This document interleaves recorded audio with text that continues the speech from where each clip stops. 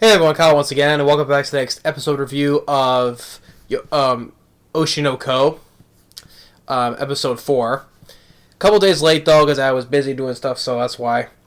But but still getting to the fourth episode. I mean, this is another really top episode. I mean, firstly, yeah, I kind of expected that because when at the end of the previous episode, how Aqua he got the cigarettes, for the DNA test, see if this guy is a match, right? Turns out it's not, though. No match at all, though. But by the end of the episode, he got another lead because the producer that he was doing the test on, he first of all, it was kind of like a little tense scene because the producer sees Aqua because he recognizes his face as like, do you know I? Because you kind of resemble I in a way, right? He's referring to Aqua, his face, because he kind of resembles I, right? And then he kind of follows the lead because the producer leads tells about this other guy who was with I, right? So now that Aqua has another lead, another guy to follow on, right? So I'm looking forward to that part. What's gonna happen in the next episode, though?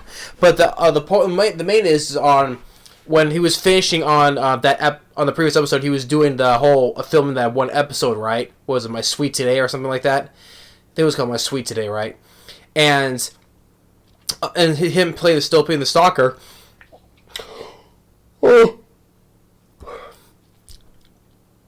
I like the fact that sorry. I like the fact that he takes these little elements, like takes these little elements because first of all, like he still thinks he doesn't have the talent to act though, but it turns out, which we know that he does, right? It's just the fear that, because since he lost his mom, right, basically in his arms, didn't want to be recognized, so that to happen the same thing with his sister, right? But he does have the talent to act, though. And him going through with his acting, this stalker role was really well done. Like, he takes these elements, like stepping in puddles, or, it's like the little raindrops, on this other guy who's working on the same scene with Kana, right?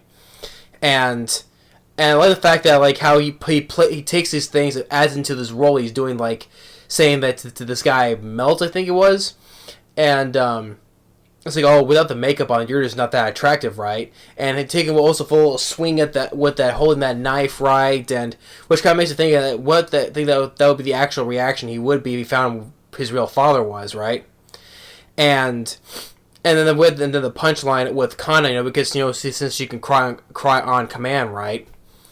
And the fact that all that played off so well, only the fact that the producers, hey, that was not part of he's improvising, right? And the guy behind the camera was like, no, we're keeping this, we're gonna keep on doing it, right? And also because with Kana, like how she can cry on demand, saying that how she needs to have the look, right, that she look like she's fallen in love with somebody, which of course we know the look she's given it is to Aqua, right? So the whole thing went off well, right? Especially the show they've been adapting as has been horrible. Like each episode, like this show that's being adapted for this manga has not been well received at all, right? It's like it's getting like 1-star ratings for each episode. But by the time when the last episode they finished, right, everyone's been talking about this last episode, like how a quick 180. Everyone's talking about this episode. It's been the best one so far, and. Even with this girl, who's was she behind the scenes or was she the manga creator? I forget though, because you see her lying on the floor, and by seeing like how the finished product looks like, and saying, oh, I'm glad that the manga did get adaptation, right? Despite the fact that the show was horrible, except by the end when it comes, right? But it just shows that how the whole thing with all. Same thing with the whole acting and the whole idol group, right? How some of the negative influence has in this, and then we see both Ruby and Aqua heading to high school now, which we saw at the end of the first episode, right?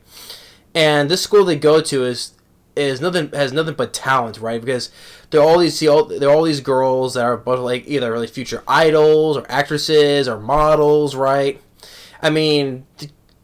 Ruby's sitting next to this one girl named Menominee, and probably just casually, Ruby's just looking at her chest, like she has like those G cups, right? And Menominee's like, hey, excuse me, but and she's asking, oh, what are you, And he just goes just Google. She's just googling who she is. Oh, you're a pinup model, right?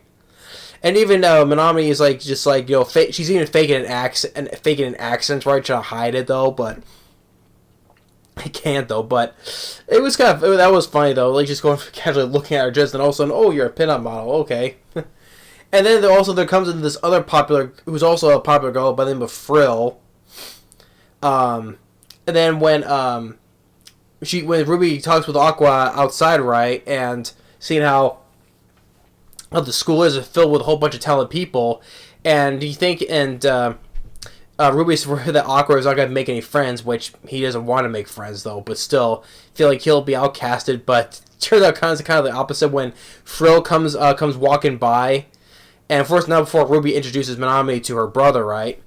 And Frill comes walking by, and just Aqua just goes like casually, just walks up and say, "Hey, Frill, please be nice to my sister." And just the look on Ruby's face, that was just really funny.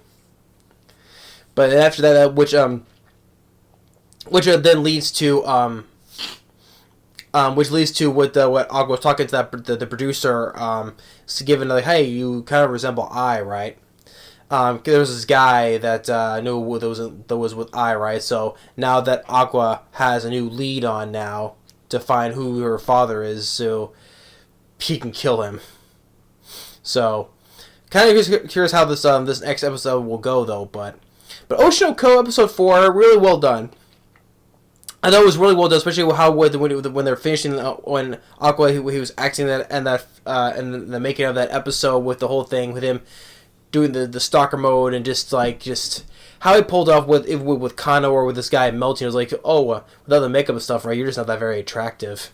He's just really getting into the role, but even though improvising though, but still. And when he called that knife, I was like swinging with the knife, and I was like, I think that's kind of the reaction he would act like when if he finds out where his father is. And then the whole thing with, like I said, with the school, all these, which is a bunch of nothing but lots of talent hanging around. But, and then leading to Aqua getting a new lead now for another guy now. So, all that was another well done episode. Episode 4 of Oshi no Ko, another well done episode. But, I was saying that it was another fun episode. That's what I could say. But that's episode 4 of Oshi no Ko. Thanks for watching. Stay tuned for more the next episode review for Hell's Paradise, and it was really quick though that I'll be starting pre-recording my videos for Anime Month. So I hope you're looking forward to that. So I'm starting pre-recording those videos now. So getting my head started as usual, and of course continuing with the Steven Seagal movie marathon as well, direct-to-video marathon. Sorry. So I got a whole lot on my plate here. So I'm doing Steven Seagal's. I'm pre-recording my anime videos on top of these episode reviews. Whole lot to take in right now, but hey, I always try to make time to do everything. But that's episode 4. Thanks for watching and stay tuned for more. Later.